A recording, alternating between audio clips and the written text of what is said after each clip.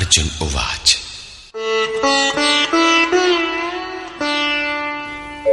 कथं भीष्ममहं संख्ये द्रोणं च मधुसूदन इषुभिः प्रतियोत्स्यामि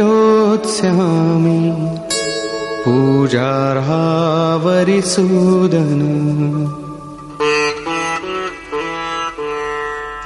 अहंकार का शमन करने वाले मधुसूदन, मैं रणभूमि में पितामह भीष्म और आचार्य द्रोण से किस प्रकार बाणों से युद्ध करूंगा, क्योंकि अरिसूदन वे दोनों ही पूजनीय हैं।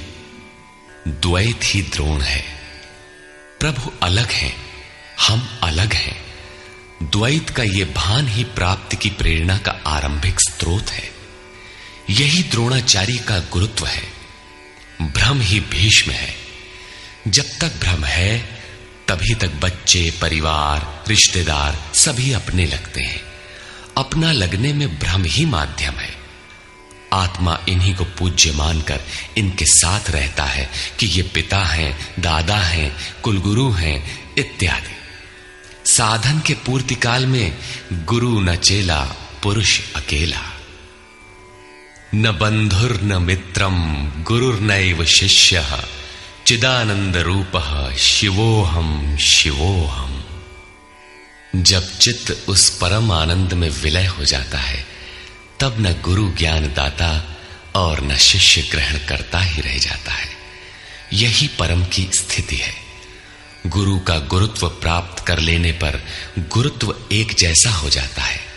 श्री कृष्ण कहते हैं, अर्जुन तुम मुझ में निवास करेगा। जैसे श्री कृष्ण वैसा ही अर्जुन, और ठीक वैसा ही प्राप्ति वाला महापुरुष हो जाता है। ऐसी अवस्था में गुरु का भी विलय हो जाता है। गुरुत्व हृदय में प्रवाहित हो जाता है। अर्जुन गुरु पद की ढाल बनाकर इस संघर्ष में प्रवृत्त होने से कतराना चाहता है। वो कहता है,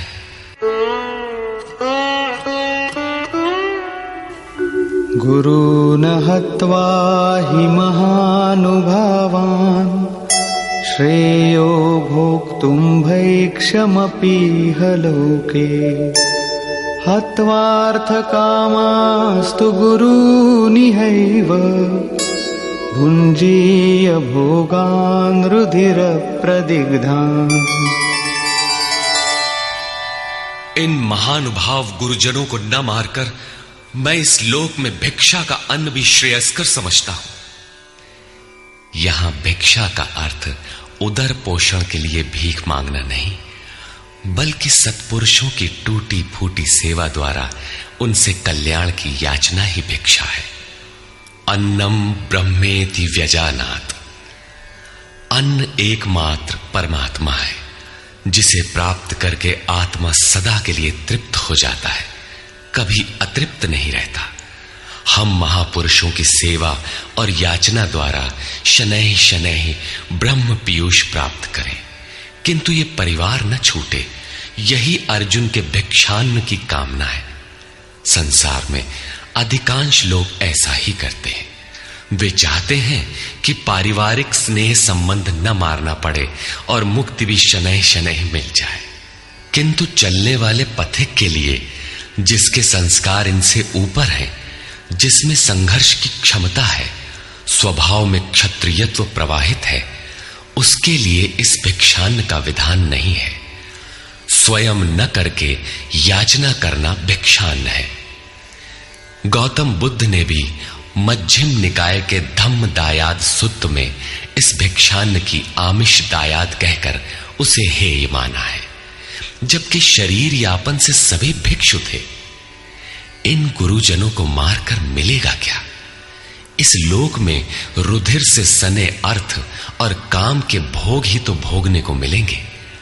अर्जुन कदाचित सोचता था कि भजन से भौतिक सुखों की मात्रा में अभिवृद्धि होगी। इतना संघर्ष झेलने के बाद भी इस शरीर के पोषक अर्थ और काम के भोग ही तो मिलेंगे। वो पुनः तर्क देता है,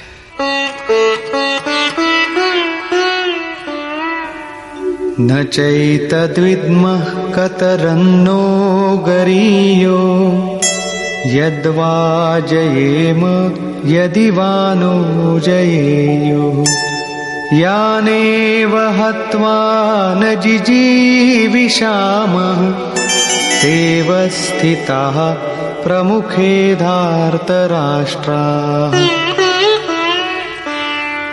ये भी निश्चित नहीं है कि वो भोग मिलेगा ही।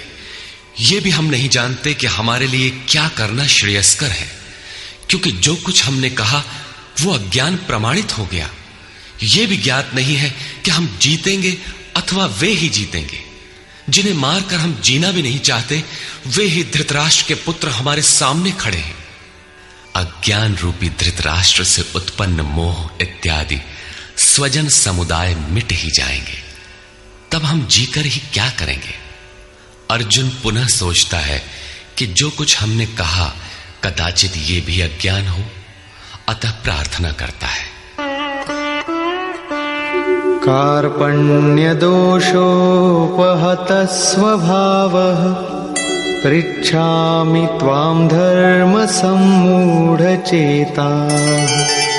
यच्छ्रेयस्यान्निश्चितं ब्रूहि तन्मे शिष्यस्तेऽहं शाधि मां त्वां प्रपन्नम्। कायरता के दोष से नष्ट स्वभाव वाला, धर्म के विषय में सर्वथा मोहित चित्त हुआ मैं आपसे पूछता हूं, जो कुछ निश्चित परम कल्याणकारी हो वो साधन मेरे लिए कहिए। यहां अर्जुन ने पूर्ण समर्पण कर दिया। अभी तक वो श्री कृष्ण को अपने स्तर का ही समझता था, अनेक विद्याओं में अपने को कुछ आगे ही मानता था। यहां उसने अपनी बागडोर श्री कृष्ण को वस्तुतः सौंप दी।